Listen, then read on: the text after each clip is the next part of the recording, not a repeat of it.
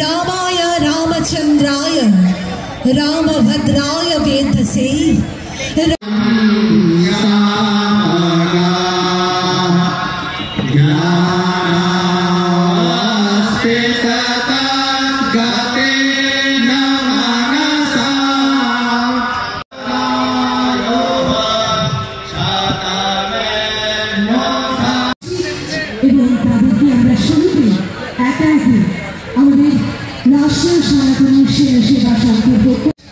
তাদের সকলকে আমরা বরণ করে নেব।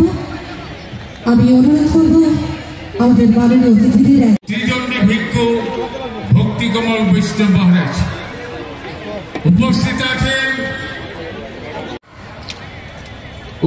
আছেন মহাত্মা রাজেন্দ্র দাসজি।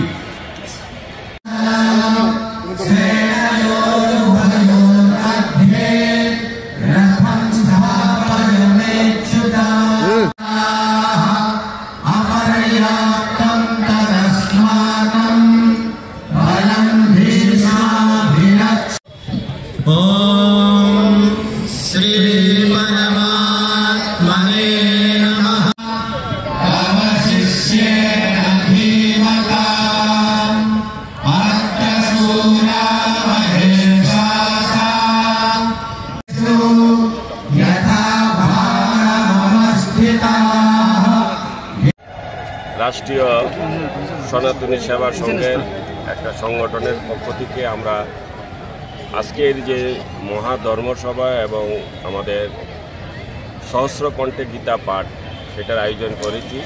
এটা একটা দায়িত্ব নিয়েছি আমরা নিজে থেকে। তার কারণ হচ্ছে যে আমাদের যে বর্তমান যে আমাদের সনাতন ধর্ম বা আমাদের হিন্দু ধর্ম, আমরা জানি সবাই বিশ্বাস করি আমাদের ধর্মকে। আমরা আমাদের ধর্মের প্রতি সমস্ত চিন্তাভাবনা আছে। তারপরও দেখেছি আমাদের যে নতুন নতুন প্রজন্মরা হচ্ছে বা নতুন প্রজন্মরা তাদের কাছে যে ধর্ম সনাতন ধর্ম এই বিষয়টা তাদের কাছে সেই রকম শিক্ষা বা সেই রকম ধর্মের প্রতি তাদের যে দায়িত্বশীলতা বা ধর্মকে নিয়ে যে একটা নিজের ধর্ম, যে নিজের ধর্মকে আমরা নিজেরা কিভাবে আরও বেশি করে প্রচার এবং প্রসার করতে পারি তার প্রতি যে একটা আলাদা চেষ্টা সেটা আমরা দেখছি একটু কম হচ্ছে।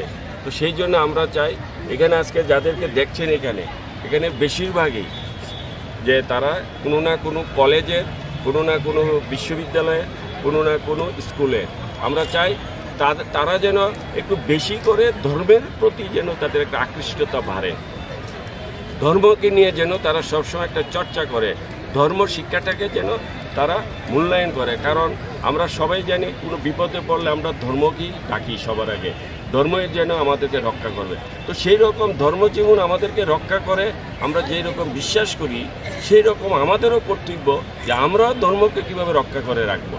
কারণ ধর্ম রক্ষিত থাকলেই তো ধর্ম আমাদেরকে রক্ষা করবে। তো সেইগুলিকে মিলেই সেইগুলি সমস্ত কিছু গীতার মধ্যে আছে।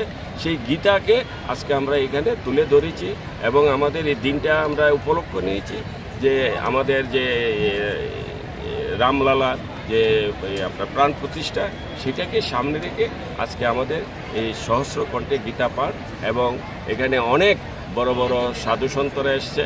আমাদের জগৎগুরু শঙ্করাচার্য এসেছে 2 জন, আমাদের মহামণ্ডলেশ্বর এসেছে কয়েকজন, এই রকম আমাদের ত্রিপুরা রাজ্যের অনেক সাধু সন্তরা এখানে আজকে উপস্থিত আছে।